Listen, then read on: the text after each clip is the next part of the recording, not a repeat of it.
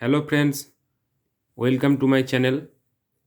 आज मैं आपको एसबीआई का आरटीजीएस और एनईएफटी रेमिटेंस फॉर्म फिलअप करने का सही तरीका के बारे में बोलूँगा। तो आप देख सकते हो ये एसबीआई का आरटीजीएस और एनईएफटी रेमिटेंस फॉर्म। तो पहले जो आपको फिल करना पड़ेगा वो है ब्रांच। जिस ब्रांच में आप ये फॉर्म जमा कर रहे हैं उस ब्रांच का नाम यहाँ पर लिख दीजिए। उसके बाद आप एनईएफटी और आरटीजीएस जो करना चाहते हैं उस पर टिक दीजिए। अगर मैं एनईएफटी करना चाहती हूँ तो एनईएफटी पर टिक देना चाहिए। और एक बात ध्यान रखना चाहिए, अगर आपका भेजे हुए अमाउंट 2 लाख से कम हो तो आपको एनईएफटी करना चाहिए, और 2 लाख से ज़्यादा हो तो आपको आरटीजीएस आप कर सकते हैं। तो यहाँ पर डेट, आप जिस डेट में ये फॉर्म फिलअप कर रहे हैं उस डेट यहाँ पर लिख दीजिए। और ब्रांच कोड, जिस ब्रांच पर आप जमा कर रहे हैं उसका जो कोड है, अगर आपको पता नहीं है तो बैंक में जाकर उस कोड को आप जान लीजिए और उसके बाद यहाँ पर फिल कर दीजिए। उसके बाद please remit this sum of जितने अमाउंट यहाँ पर रेमिट करना चाहते हैं उतने अमाउंट यहाँ पर लिख दीजिए। और यहाँ पर वर्ड में लिख दीजिए बाय डेबिटिंग माई और आवर अकाउंट। अगर आपका सिंगल अकाउंट हो तो यहाँ पर माई के ऊपर टिक दीजिए और आपका अकाउंट नंबर यहाँ पर लिख दीजिए।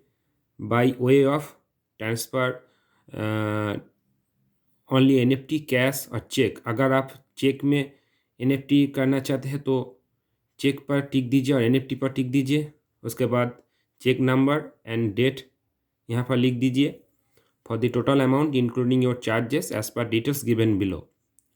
इसके बाद नेम ऑफ द बेनिफिशियरी, यहाँ पर जिसको आप जिस अकाउंट पर आप टाका भेजना चाहते हो उस अकाउंट का जो ओनर है उसका नाम लिख दीजिए। नेम ऑफ द बेनिफिशियरी, जिसको आप टाका भेजना चाहते हो उस अकाउंट का जो मालिक है उसका नाम यहाँ पर लिख दीजिए। बेनिफिशियरी बैंक एंड ब्रांच, जिस अकाउंट पर आप टाका भेजना चाहती हो उस बैंक का नाम एंड ब्रांच यहाँ पर लिख दीजिए। आईएफएससी कोड, आईएफएससी कोड ये बहुत ही ज़रूरी चीज़ है, इसको आपको जानना चाहिए। और ये जिसको आप टाका भेज रहे हो उसका बैंक अकाउंट का आईएफएससी कोड यहाँ पर लिख दीजिए। बेनिफिशियरी अकाउंट नंबर, जिस बंदे को आप टाका भेज रहे हो वो उसका अकाउंट नंबर यहाँ पर लिख दीजिए। अमाउंट इन वर्ड्स, आप जिस परिमाण टाका उसको भेज रहे हो उसका अमाउंट लिख दीजिए। अगर 10,000 हो तो 10,000 लिख दीजिए। अमाउंट इन फिगर्स, यहाँ पर भी 10,000 लिख दीजिए अगर आपका भेजे हुए अमाउंट 10,000 हो तो।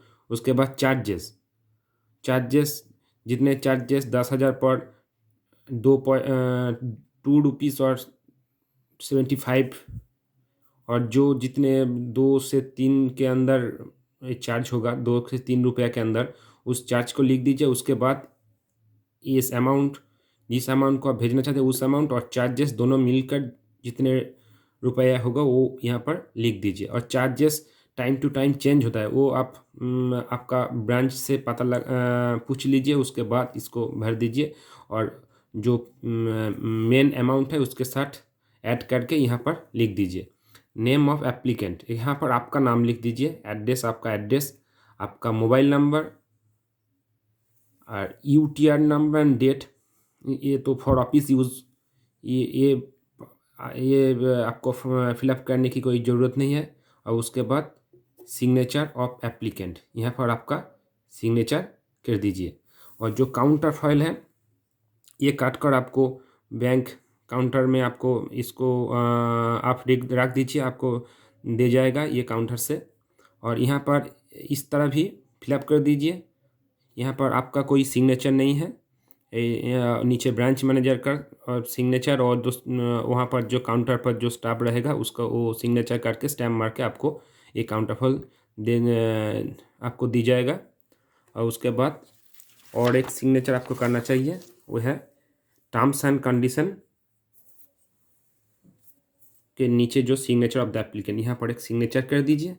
और इसके साथ अगर आप कैश में जमा करना चाहते हैं तो इसके साथ आपका जो चेक है वो चेक को ठीक से भर दीजिए। चेक अमाउंट, यहाँ पर जो अमाउंट वो चार्जेस मिलकर जो होगा वो चेक पर लिख दीजिए।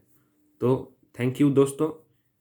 अगर आपका इस वीडियो पसंद हो तो लाइक कर दीजिए और चैनल को सब्सक्राइब करिए।